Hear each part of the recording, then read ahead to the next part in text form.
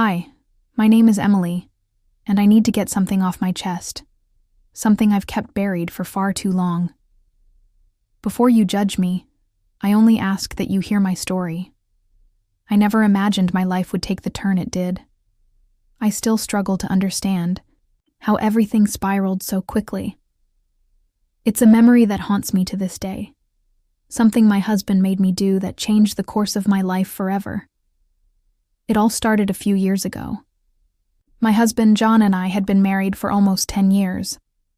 Like most couples, we had our fair share of ups and downs, but nothing prepared me for what was coming. John used to be a kind, loving man, but over time, he changed. He became distant, cold, and more controlling. He stopped being affectionate, and our conversations became mechanical. I told myself it was just stress from work, but deep down, I knew something wasn't right.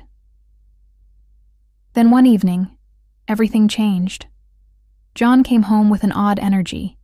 He was unusually upbeat, almost too cheerful, but there was something unsettling in his eyes. We had dinner like usual. I was just about to clear the dishes when he asked me to sit down. His voice was serious. My heart started to race. "I've been thinking," he began, not meeting my gaze. "There's something I need to share with you." I nodded, bracing myself. He continued, "I've been feeling bored. I think it's time we try something different to spice things up." I thought maybe he was talking about a romantic getaway or even couples therapy. But what he said next shattered me. "I've arranged for us to meet 2 men. They're coming over this weekend." I blinked, confused. "What do you mean, 2 men?" "They're friends of mine," he said casually. "We're all going to spend the night together." The words didn't register at first. I felt sick, like the floor had been ripped out from under me. "This isn't us, John," I said, my voice trembling. "Why would you even suggest something like this? This is happening," he snapped. "It's something I want, something we need." I told him no, firmly. I thought that would be the end of it, that he would come to his senses, but it wasn't. Over the next few days, John became colder, more withdrawn. He barely spoke to me unless it was about the plan. He stayed out late, gave vague answers, and the tension in our home grew unbearable. I felt isolated, trapped. By Friday, dread consumed me. He was still set on it. I thought about leaving, packing a bag, disappearing, but I didn't. I still clung to the man I used to know. I hoped this was just some bizarre phase. I wasn't ready to give up everything we had built. Saturday came far too quickly. At 8 p.m., the 2 men arrived. Strangers. Sitting in my living room like old friends of my husband. I didn't even know their names. My stomach churned. I sat on the couch, paralyzed.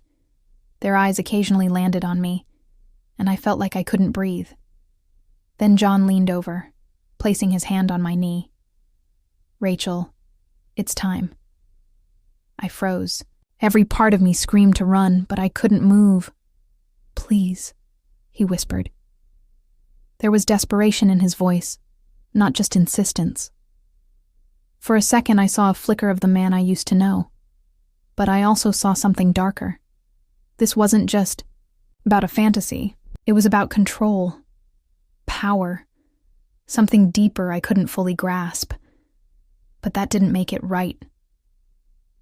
"I can't do this, John," I whispered, voice breaking. "This isn't who we are." He sighed, rubbed his temples in frustration. "You think I want this? I'm doing this for us." "No," I said firmly. "You're doing this for you. You've changed, John. This isn't about love anymore.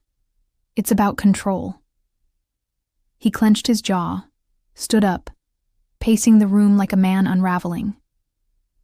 One of the men, let's call him Marcus, finally spoke up. "If this isn't happening, we should probably leave. For the first time, I really looked at him. He wasn't what I expected. Calm, respectful even. Not a monster. But that only made things more confusing. These weren't predators. They were people. And somehow that made it worse. I still didn't move. Then John spoke again. Quieter this time, but with finality. If you leave, we're done. It felt like a knife to the heart. I've given you everything, he said coldly. This is the one thing I ask for in return. I stood, shaking but resolute. This isn't love, John. This is manipulation. His eyes flashed with anger. He muttered something under his breath as I walked toward the door. Something like, "You'll regret this." Maybe I would. But I couldn't stay. I wouldn't let anyone, especially someone I once loved, force me into something that broke my soul. I stepped outside. The cool air hit my face like a slap. I felt relief, grief, and panic all at once. I walked. I had no idea where I was going. My thoughts were a blur. Eventually, I found myself on my best friend Sarah's doorstep. She opened the door, saw my tear-streaked face, and pulled me into a hug. No questions. Just love. I stayed with her for days, trying to make sense of it all. I missed John. That was the hardest part. But I knew I couldn't go back. Something inside me had snapped. John called, voicemails swinging between apologies and rage. I didn't answer. Eventually, he stopped trying. Months later, I filed for divorce. It was the hardest decision of my life, but it was the right one, because I finally understood something. I deserve better. Love is not supposed to feel like pressure, shame, or fear. It's supposed to be built on trust, mutual respect, and care, not control. I still think of John sometimes, of what could have been. But I'm learning to let go. Slowly. Surely. One day at a time.